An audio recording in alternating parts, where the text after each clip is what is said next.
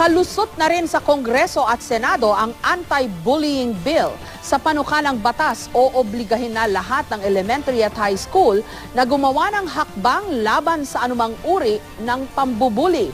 Dapat ding makipag-ugnayan sa paaralan ang mga magulang ng anak na sangkot sa pambubuli. May report si Sherry Ann Torres.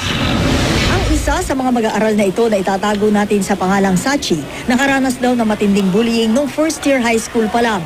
Nakaranas po ko yung mga verbal bullying, yung mga tinatawag ka by names. Naranasan ko na po yung kahit ang layo nyo sa isa't isa is yung babanggain ka. Ang pinaka-worst po is yung nagsusmoke sila outside the school and then ipapuff nila yung smoke sa mukha ko. Nagsimula raw ang pambubuli sa kanya nang tumanggi siyang sumali sa fraternity. Natapos lang daw ang mahigit isang buwang kalbaryo niya na magsumbong na siya sa kanyang ama na agad daw nakipag-ugnayan sa eskwelahan. Kalaunan, humingi rin daw ng tawad ang mga nambuli sa kanya. Meron pa rin kurot. May sakit pa din. Natuto ng lumaban. Pag may mga kaklase akong binubuli naman ng ibang year, higher year, is ako po I defend for them.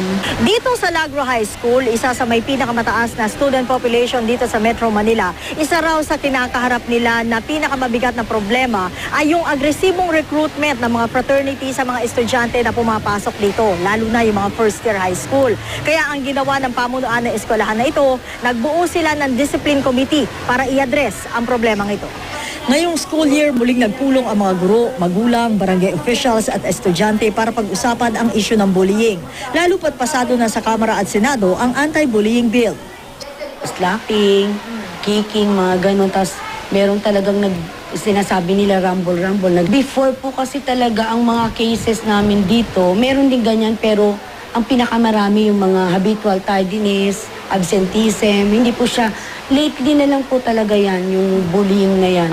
Kapag naging ganap ng batas, obligado na ang lahat ng mga eskwelahan sa elementary at high school na bumuo ng kani-kanilang anti-bullying policies. Ayon kay Senator-elect Sani Angara, main author ng anti-bullying bill sa Kongreso, layunin nitong mas maging aktibo ang mga paaralan at magulang sa pagharap at pagresolba sa bullying. Kasama na rin sa panukala ang cyberbullying o paggamit ng social media laban sa mga estudyante. Mananagot daw sa DepEd ang eskwelahang walang gagawin sa reklamo.